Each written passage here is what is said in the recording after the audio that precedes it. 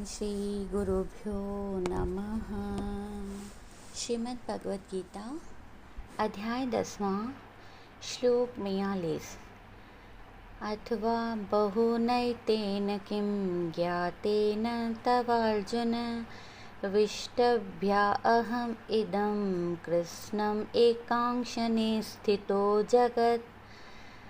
हे अर्जुन, अनेक विभूतियों के ज्ञान से तुम्हारा क्या प्रयोजन सिद्ध होगा। मैं तो मात्र अपने एक ही अंश से इस संपूर्ण ब्रह्मांड को धारण करके उसमें व्याप्त हो रहा हूँ। भगवान के कहने का अर्थ यह है कि हे अर्जुन, तुम तो उत्तम अधिकारी हो और 2 शब्दों में समझ सकते हो कि मैं ही संपूर्ण संसार में व्याप्त हूँ।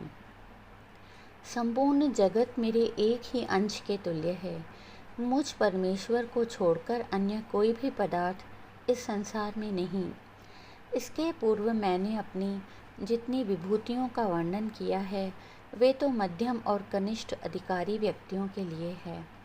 तुम्हारा उनसे कोई विशेष प्रयोजन सिद्ध नहीं होगा, क्योंकि उनमें से मेरी विभूतियों का संपूर्ण ज्ञान तो तुम्हें भी नहीं हो सकेगा।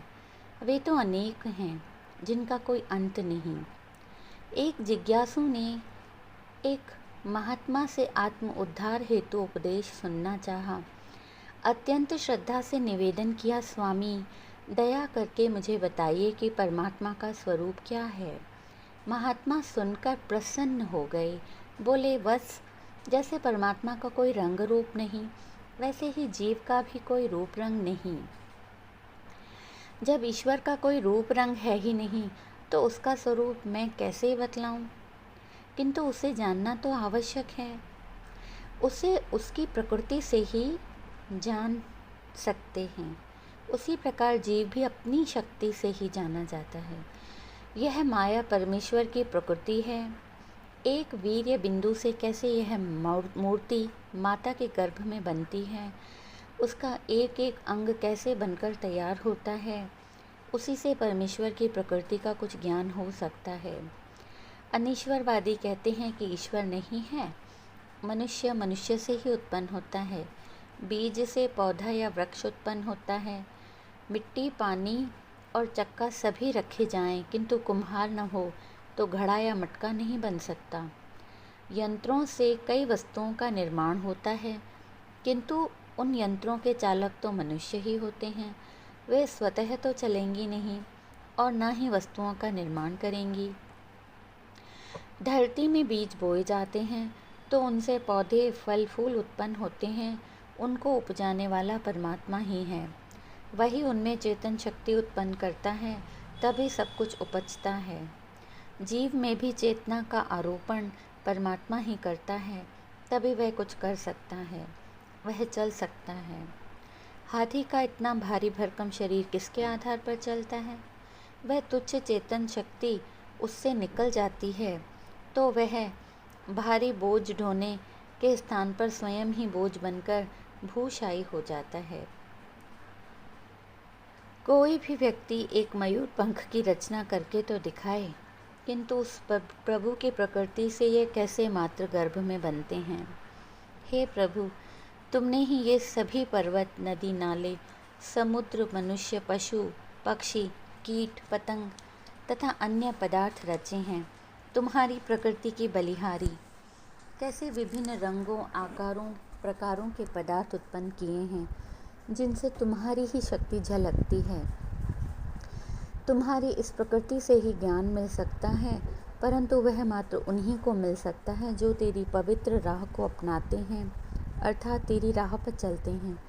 उस प्रकृति का प्रभु अर्थात कर्ता तो विनाश को प्राप्त नहीं होता। वह अक्षय है, अमर है, परंतु उसकी प्रकृति तो नाशवान है, क्षणिक है।